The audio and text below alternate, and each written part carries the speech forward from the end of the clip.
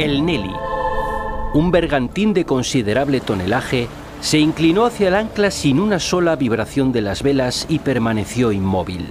El flujo de la marea había terminado, casi no soplaba viento, y como había que seguir río abajo, lo único que quedaba por hacer era detenerse y esperar el cambio de la marea.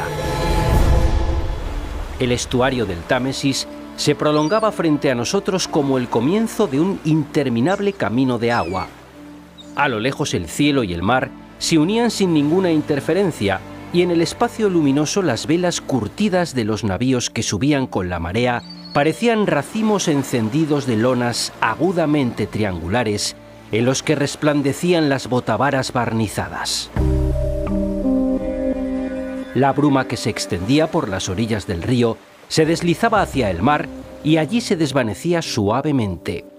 La oscuridad se cernía sobre Gravesend y, más lejos aún, parecía condensarse en una lúgubre capa que envolvía la ciudad más grande y poderosa del universo. El director de las compañías era a la vez nuestro capitán y nuestro anfitrión.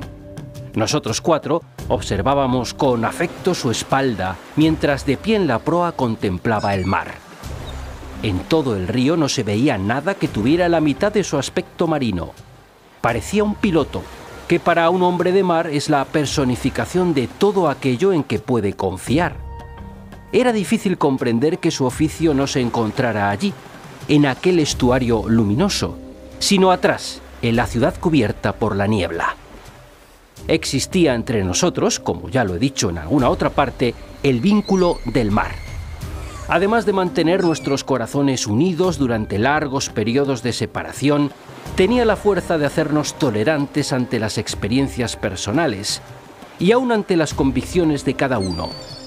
El abogado, el mejor de los viejos camaradas, tenía, debido a sus muchos años y virtudes, el único almohadón de la cubierta y estaba tendido sobre una manta de viaje. El contable había sacado la caja de dominó y construía formas arquitectónicas con las fichas. Marlowe, sentado a babor con las piernas cruzadas, apoyaba la espalda en el palo de mesana.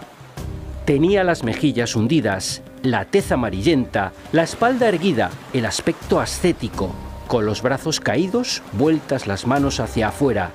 Parecía un ídolo. Así comienza El corazón de las tinieblas, la conocida novela de Joseph Conrad. El 3 de agosto de 2024 se cumplió el centenario de su muerte y, a pesar de los años que han transcurrido, sigue siendo una figura clave en la literatura inglesa. Y lo más interesante de Conrad es que, aunque no era angloparlante nativo, logró renovar por completo el género de la novela. Nos ofreció una reflexión profunda sobre la vulnerabilidad humana y la inestabilidad moral, algo que sigue resonando hoy en día. Su obra sigue provocando debates intensos sobre temas como el colonialismo, la ética o la naturaleza del poder. Así que este centenario nos parece la ocasión perfecta para redescubrir sus obras y para ver cómo su influencia sigue presente no solo en la literatura, sino también en el cine. Y para ello contamos con la ayuda de María Ángel Solans y Ana Isabel Zamorano, que son profesoras de literatura inglesa en la UNED. Buenos días, bienvenidas a Sin Distancias. Hola, buenos días, encantada. Pues buenos días, encantadas de estar aquí. Muchas gracias por acogernos. Bueno, pues para empezar, ¿qué hace que la figura de Joseph Conrad sea tan fascinante y diferente a la de otros escritores de su tiempo? María Ángel. Bueno, yo diría que lo que hace especial a Conrad es su experiencia vital. Conrad no nació en Inglaterra ni tenía el inglés como lengua materna, pero se convirtió en uno de los grandes escritores en lengua inglesa. Además, su carrera como marino le dio una perspectiva única para explorar los dilemas humanos en contextos muy extremos. Ana. Bueno, pues además de lo que está comentando María Ángel, para entender la obra de Joseph Conrad también nos parece clave el contexto histórico en el que el autor vivió. Pues vivió en un momento de transformación profunda. Entre otras muchas cosas, el imperialismo estaba en su apogeo y comenzaban también críticas al colonialismo, aunque fueran pequeñas, eran intensas. Y así las expresa el autor, Joseph Conrad, en la novela The Heart of Darkness, El corazón de las tinieblas. Además, era un momento de crisis de valores victorianos. La teoría de Darwin y los cuestionamientos a la religión impactaron profundamente en la visión que tiene Conrad y el resto de sus contemporáneos sobre el mundo. Estos debates sobre la moralidad y la naturaleza humana están muy presentes, no solamente en esta novela que hemos mencionado, pero en toda su obra. Bueno, María Ángel, sabemos que la infancia de Joseph Conrad estuvo marcada por el exilio y la pérdida de sus padres. ¿Cómo influyeron estas experiencias tempranas en su visión del mundo y en su obra? Bueno, pues Conrad nació en 1857 en lo que ahora es Ucrania y desde muy joven vivió el exilio porque su padre, que era un activista por la independencia de Polonia, que además era poeta y traductor de autores como Víctor Hugo o Shakespeare, fue deportado al norte de Rusia y fue con él toda su familia. Conrad perdió a su madre cuando tenía solo 8 años y después a su padre cuando tenía 12 años. Fueron pérdidas que marcaron profundamente su carácter y le dieron una visión sombría de la vida. Es un escritor que entiende la soledad y la pérdida de una manera única. Bueno, y durante esa infancia tan difícil, los libros jugaron un papel muy importante, ¿no? ¿Qué nos puedes decir sobre eso, Ana? Pues efectivamente, los libros jugaron un papel fundamental para poder llevar estos momentos difíciles. Encontró en la literatura una forma de escapar de la realidad opresiva que le rodeaba, sin duda. Era un gran lector y un lector apasionado de autores como Dickens, Walter Scott, Thackeray y Fenimore Cooper, entre otros. Los libros le dieron las primeras imágenes de aventuras en tierras lejanas y también le insuflaron un anhelo de libertad que luego encontraría en el mar. Bueno, precisamente del mar quería preguntaros, porque la decisión de Conrad de convertirse en marinero fue un giro inesperado en su vida.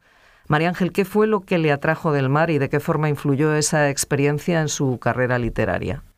Bueno, pues Conrad decidió hacerse marinero la primera vez que vio el mar, que esto fue en un viaje que hizo siendo adolescente. Para él el mar representa la libertad, la aventura. A los 17 años, muy jovencito, se embarcó en Marsella y a los 20 ya era oficial de la Marina Mercante Británica. Durante 2 décadas estuvo navegando por todo el mundo. Entonces, estas experiencias le dieron un material narrativo único. El mar siempre está presente en su obra, ya sea como escenario principal o como telón de fondo de muchas de las aventuras que ocurren en sus novelas. Para Conrad, el mar es algo simbólico, algo que refleja lo que pasa dentro de los personajes. Y tiene sentido si pensamos que el mar pues es inmenso, es impredecible, a veces está tranquilo, a veces es violento. Es lo mismo que ocurre con los conflictos internos que viven sus protagonistas. Ana, el viaje al Congo fue una experiencia clave en la vida de Conrad. ¿Pero por qué? ¿Qué ocurrió durante ese viaje? Pues Conrad es contratado por una empresa belga para dirigir un barco en el río Congo en el año 1890. Este viaje marca un punto de inflexión, pues fue un viaje muy traumático, ya que en el Congo es testigo de un comportamiento muy deleznable por parte de los europeos y entonces es testigo de atrocidades que el colonialismo europeo está infligiendo en África y a consecuencia de esto Conrad sufre un deterioro físico y mental que lo llevó a regresar a Inglaterra en condiciones bastante preocupantes. Esta experiencia va a inspirar El corazón de las tinieblas.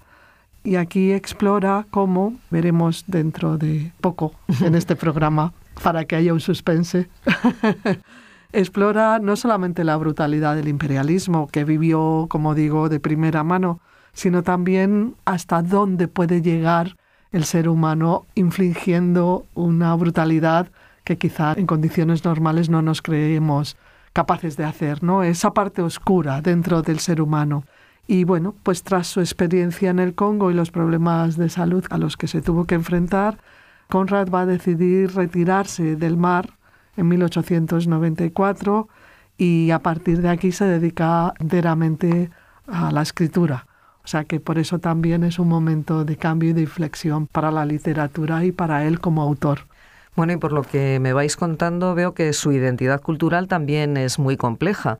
María Ángel, ¿cómo dirías que influyó en su literatura su origen polaco, su juventud en Francia y su ciudadanía británica? Bueno, pues esta triple identidad lo hizo convertirse en un observador con una perspectiva única. Podemos decir que Conrad era un ciudadano del mundo, era una persona que no pertenecía a ninguna cultura y esto le permitió tener una visión más abierta, más global, una perspectiva cosmopolita, que es una de las cosas que realmente distingue a Joseph Conrad de otros escritores ingleses de su tiempo. Era un extranjero viviendo dentro de una cultura británica y nunca dejó de ver el mundo desde una óptica mucho más amplia. No tenía prejuicios de raza, ni de clase, ni una conciencia nacional. Por eso en sus obras vemos personajes de diferentes nacionalidades que enfrentan dilemas que son universales. Esto refuerza el mensaje de que, más allá de nuestras diferencias, todos compartimos las mismas pasiones y los mismos conflictos. Es algo fascinante que Conrad escribiera en inglés, que era su tercer idioma, después del polaco y del francés, y que además esto le permitiera explorar ideas complejas con un lenguaje que, aunque no era nativo, lo manejaba con una maestría impresionante. Bueno, finalmente, como ya habéis señalado, Conrad dejó su carrera como marino y se dedicó a la escritura. Hablándonos un poco de su producción literaria. Ana. Sí, él comienza a escribir como una forma de dar sentido a todo lo que ha vivido hasta este momento, a sus vivencias. Y su primera novela, que se titula La locura de Almayer, muestra ya desde esta primera novela esta mezcla de aventura y análisis psicológico que va a convertirse en sello de Joseph Conrad, ¿no? En su sello distintivo.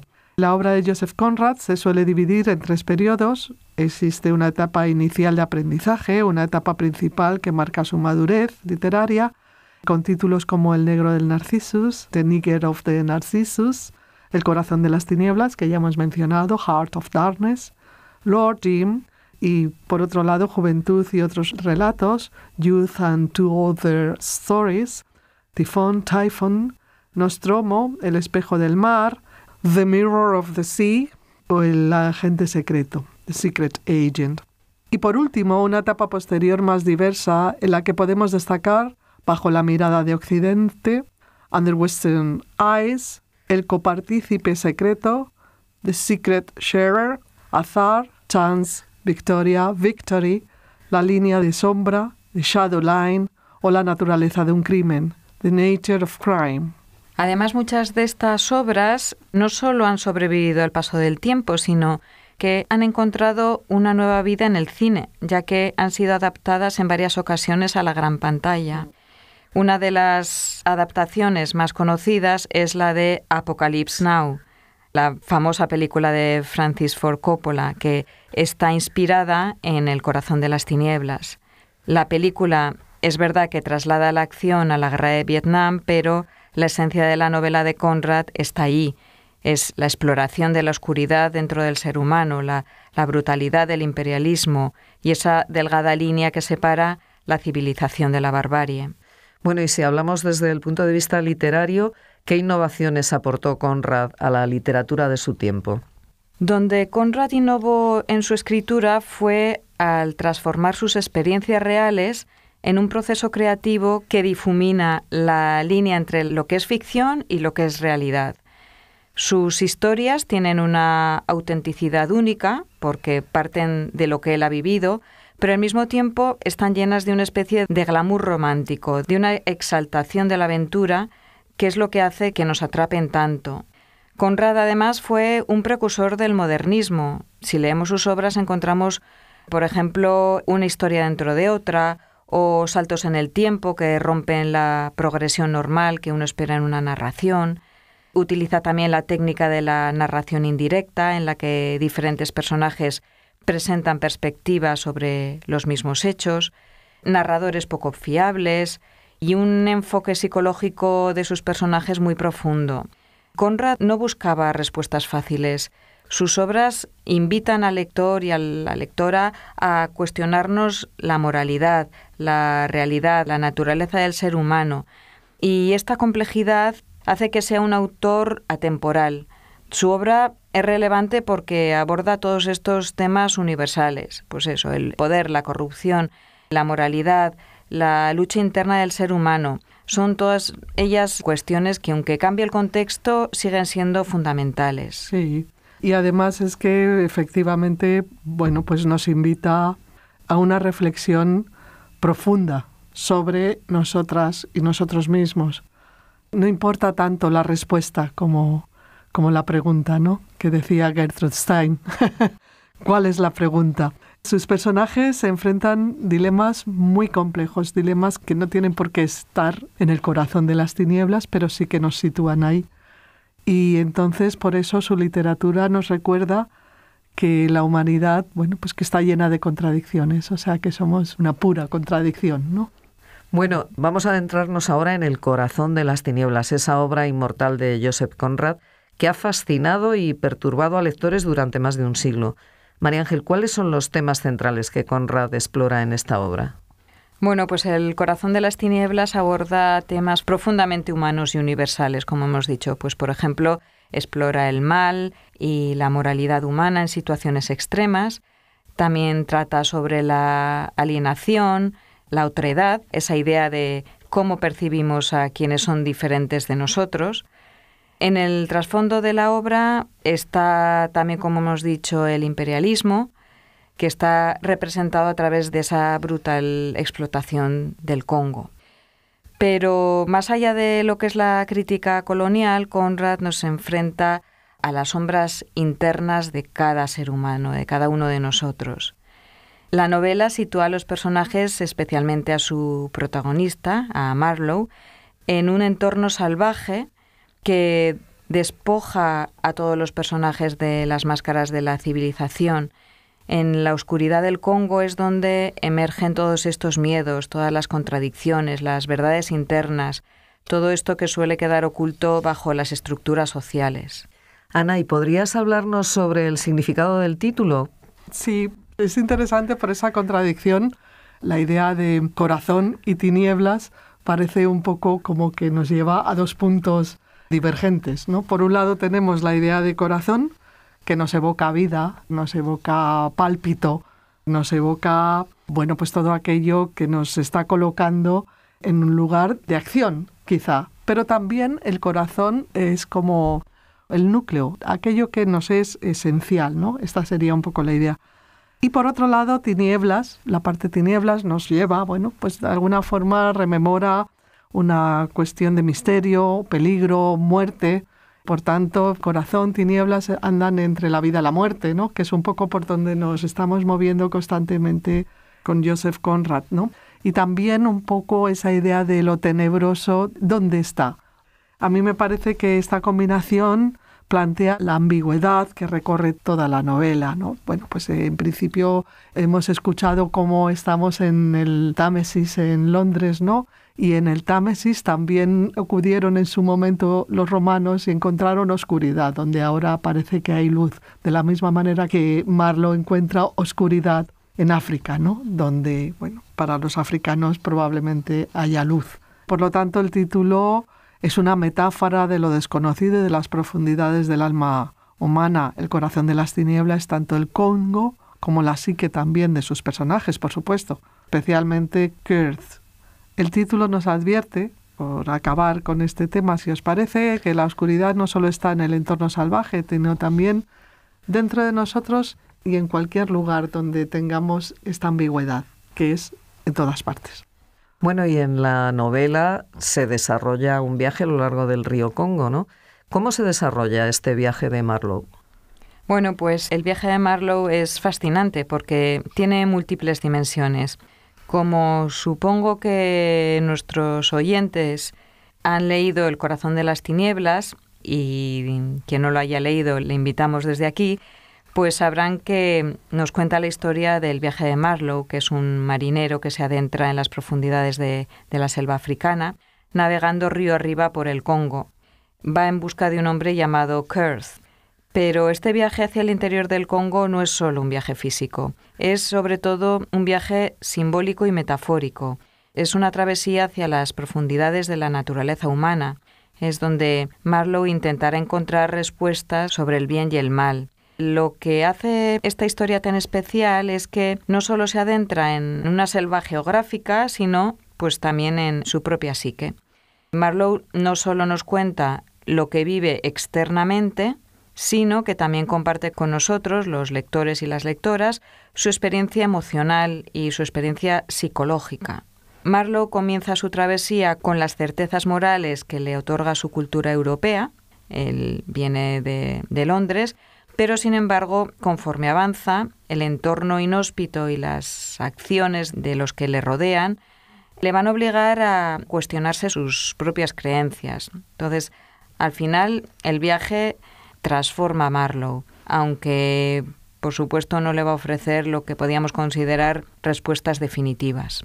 Bueno, y el personaje de Kurz es crucial en esta transformación. ¿Cómo podríamos entender su figura, Ana? Bueno, Kurz es un personaje profundamente simbólico, quizás sea el epítome de lo simbólico en esta novela. No sé si estarías de acuerdo, María Ángel. El principio se nos presenta como un hombre idealista, un emisario de la civilización, pero, sin embargo, en el Congo, en su experiencia de Congo, se libera de las restricciones morales de Europa y se convierte en un tirano. Esto, siendo así, hace que haya un descenso a la barbarie que refleja precisamente la fragilidad de las normas culturales. Kurz se enfrenta a la posibilidad de ejercer un poder absoluto, que es lo que, en definitiva, puede hacer en África. Lo interesante quizás sea cómo Kurz actúa como un doble de Marlowe, en cierto sentido. Marlowe podría ser el siguiente Kurz. Ambos están enfrentando esa oscuridad de este viaje, pero mientras Marlowe parece lograr mantenerse en el límite, pues nos está narrando la historia a través de un narrador. Kurz se ha dejado consumir por ella y ha llegado al corazón de las tinieblas, a esa profundidad, a ese núcleo de lo tenebroso. Así lo demuestran sus últimas palabras. El horror, nos dice, cuando muere. Y estas palabras encapsulan la revelación final de lo que Conrad llamó en su momento la oscuridad del alma. Bueno, y esta relación entre Kurz y Marlowe nos lleva a otro tema clave, la tensión entre civilización y salvajismo. ¿Qué es lo que nos dice la novela al respecto? Bueno, pues Conrad desafía la idea de que la civilización sea superior a lo salvaje. A través de las reflexiones de Marlowe nos muestra que Londres, ese símbolo de la civilización, pues también alguna vez fue considerado un lugar salvaje para los romanos. Entonces esta dicotomía entre la civilización y la barbarie vemos que no es algo fijo, sino que es algo que depende del contexto y de la perspectiva con la que se vea. En el Congo, los europeos que, supuestamente traían la luz y el progreso, pues lo que muestran es una brutalidad comparable, incluso superior, a la que ellos atribuyen a los nativos. Con esto, Conrad nos sugiere que la oscuridad no es exclusiva de un lugar o de una cultura, sino que está presente en todos los seres humanos. Bueno, pues pasemos ahora a la narrativa. El corazón de las tinieblas es famosa por su estructura compleja. ¿Qué técnicas literarias emplea Conrad? Lo primero que nos sorprende en la novela, yo creo, es su estructura no lineal y que tiene un narrador polifónico que hemos venido así como mencionando. La historia principal la cuenta Marlowe, pero su relato está filtrado, nos viene enmarcado por otro narrador que lo ha escuchado y que nos cuenta la historia que Marlowe contó a bordo de la Nelly. Entonces, pues es un poco casi una muñeca rusa, ¿no? De narradores casi, lo que nos encontramos. Pero es que además dentro de la narrativa de Marlowe hay otras historias, y son historias que están contadas por otros personajes. O sea, ya aquí vemos que hay una técnica narratológica bien compleja de historias dentro de historias que refleja precisamente esa complejidad de la experiencia que nos está queriendo narrar Joseph Conrad. Y además también nos pone en camino de la dificultad de encontrar esa verdad misma, esa verdad que, bueno, pues que de alguna manera parece que se nos escapa como arena o como agua en las manos, ¿no? Joseph Conrad también va a romper con el tiempo cronológico, ese tiempo que marcan las manecillas del reloj. Pues la narrativa avanza y retrocede, lo ha comentado María Ángel, ¿no? Como, bueno, pues pasamos de un presente a un pasado histórico y volvemos al presente y también vamos al pasado en África, en fin. Avanzar y retroceder imita de alguna forma o quiere traer a la narrativa esa fragmentación de la memoria, esa fragmentación de la percepción de lo real, de la realidad. Y bueno, y así lo que está haciendo Joseph Conrad es obligar a la lectora o al lector a participar activamente en la construcción del significado de la narrativa. ¿Qué papel juega el lenguaje en la obra? Bueno, el lenguaje es crucial en El corazón de las tinieblas. Conrad utiliza una prosa que está cargada de simbolismo y de ambigüedad, como hemos visto antes desde el propio título. Entonces esto lo que hace es reforzar la atmósfera de misterio y subraya la idea de que la realidad es algo complejo y también es inaprensible. Además, Conrad desconfía del lenguaje como herramienta para captar la experiencia humana en su totalidad. El propio Marlowe admite que contar su historia es como si estuviera intentando relatar un sueño. Entonces, esta autoconciencia del lenguaje es lo que crea una narrativa que no nos está ofreciendo verdades absolutas, sino que es una invitación a la interpretación. Bueno, pues ya vemos que Conrad fue un innovador tanto en el fondo como en la forma, especialmente en El corazón de las tinieblas, su novela más conocida. Ana Isabel Zamorano y María Ángel Solans, profesoras de literatura inglesa en la UNED, muchísimas gracias por darnos las claves para entender mejor al autor y su obra. Una obra a la que invitamos que se acerquen nuestros oyentes. Muchas gracias. Gracias.